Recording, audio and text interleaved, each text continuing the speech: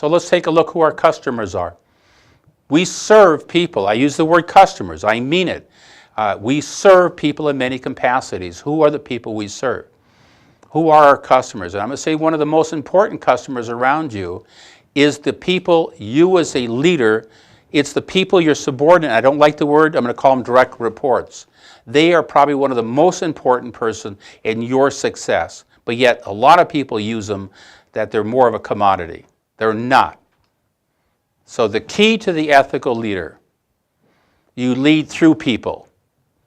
You lead, you help them be successful. There's a great book and a great philosophy called The Servant Leader. My job is to serve you as a leader.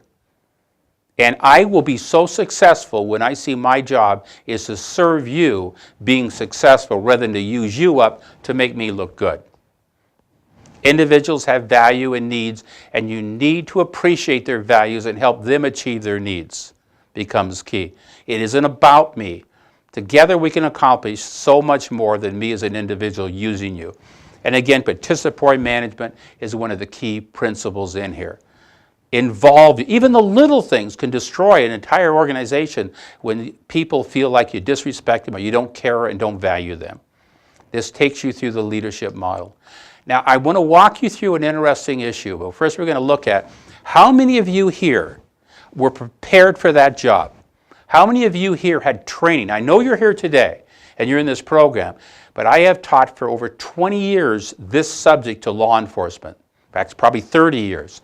And in my audience, so often I have people saying, I was a sergeant, I was a lieutenant. The first time I got promoted, I said, what am I supposed to do? If they say you're so dumb, we shouldn't have promoted you, and I never asked again. And like I had a gentleman stand up and he said, I look back at my career and I look at the number of people that I've really damaged and hurt, and I didn't know any better because I treated them like I'm on a SWAT operation and they're the enemy. So this is developing skills that are critical. But so often I hear that.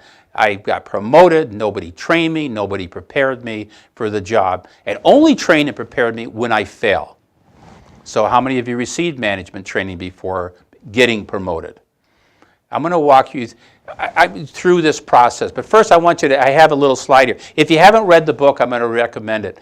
You're in a changing world of flux right now. There's a great book called, Who Moved My Cheese? You're in the maze. Join the maze, and it's a great opportunity. All right, I want you to walk through. I want you to tell you what it's like to be promoted, and I'm going to warn you. Okay, when you finish school, you become a police officer, you're looking for a job, and you do have jobs, but you're going to fit. We're going to look at what are your skills. I need human skills. That's HR skills. But you have skills. You have driving. You can shoot. You know the law. You have all these skills, so I hire you. But never in your life have you been so free. You can go anywhere with those skills. So I hire you. Do a great job. Now you're doing such a great job, I'm going to promote you. You're now that sergeant.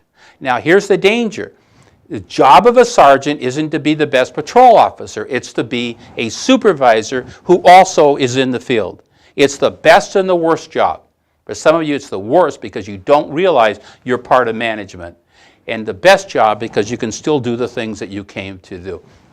But you notice, you have to realize you have a new job you're going to be doing, and you have to emphasize and learn the skills. Let's say you do a great job here. You worked hard, you did a great job, you're a good sergeant. I'm going to promote you again. Now you're a upper management. Kiss of death for many of you. Worst thing that ever happened to you, because what you always wanted to do is a patrol officer. But you said, if I don't get promoted, it must be that I'm weak. And you get promoted into a job you hate. Look around. You have them work in every agency. Look at the damage they do.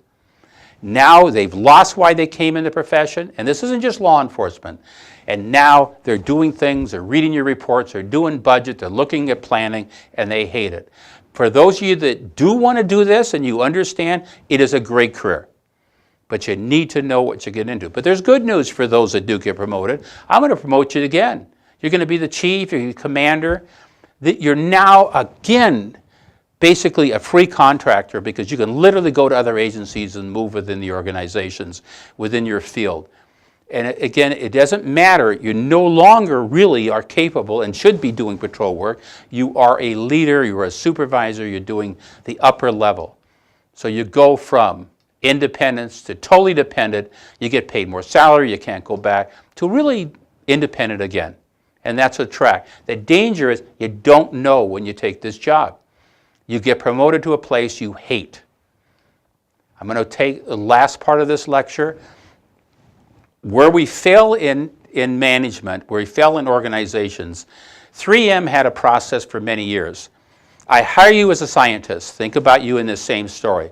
As I hire you as a scientist because of your skills as a scientist, then you're really good at your job. Now there's two tracks here. I'll put it up and we'll talk about it. You can get promoted and become a line officer or a sergeant, or you're so good at your job, I don't want you to be promoted. I want to keep you in your job because your value is so great. And what they had is a track. And law enforcement in some places had it. Unions fought them, said it should be longevity. So if you're really good, how can I pay you more without being promoted? Because promotion takes you away from your primary job as a police officer.